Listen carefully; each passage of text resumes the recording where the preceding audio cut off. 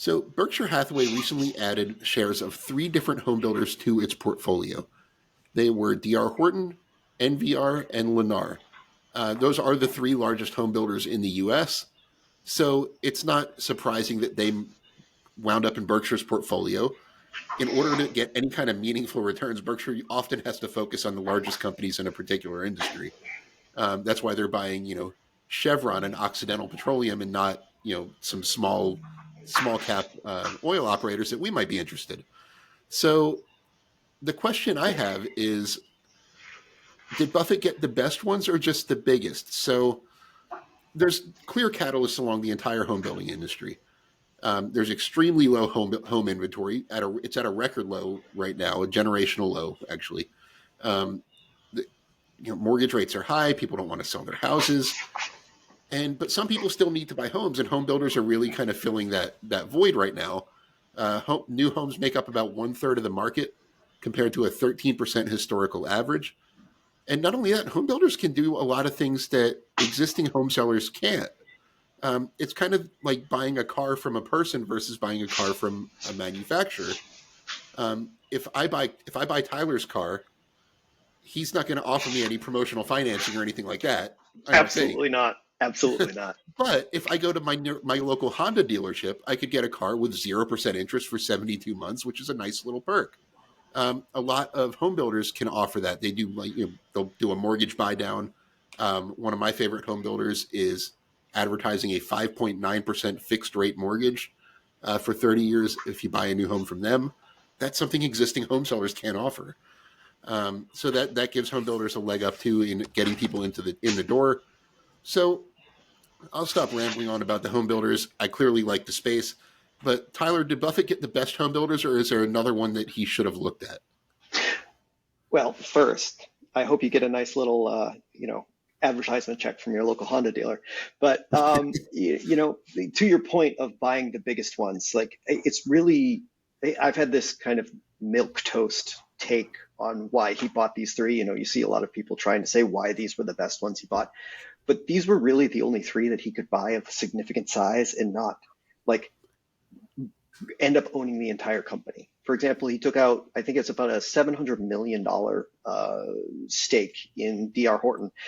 Of all the home builders out there that are publicly traded, there are only 5 that he could make that large of an investment and not own more than 10% of the company. So it gives you an idea, like if Berkshire Hathaway should want to acquire more of these businesses, these are pretty much the only 3 that they can dip their dip into and not end up having to disclose it every single time. So let's keep that in mind when looking at these, that it may be part of the reason why they did it.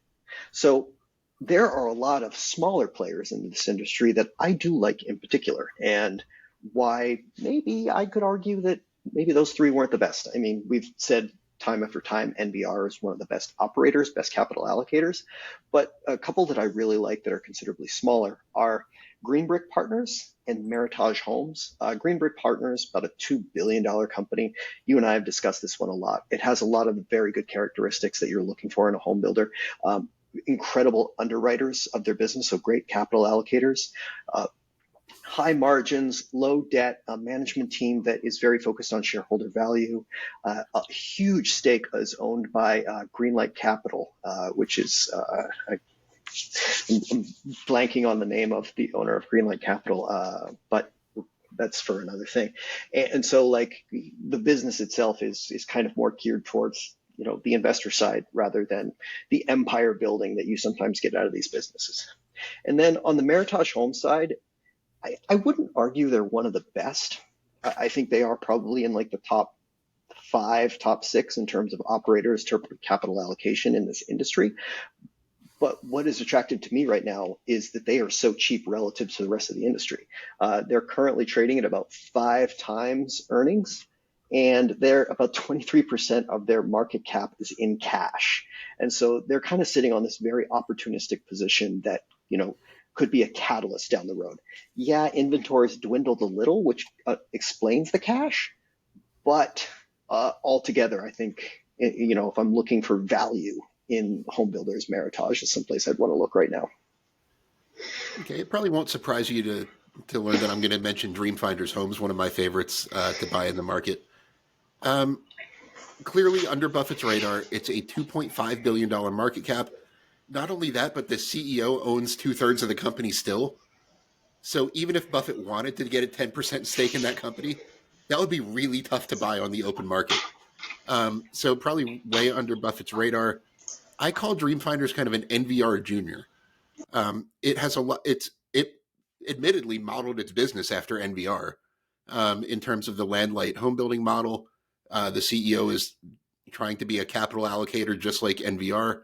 It's a young company that grew really fast over the past few years.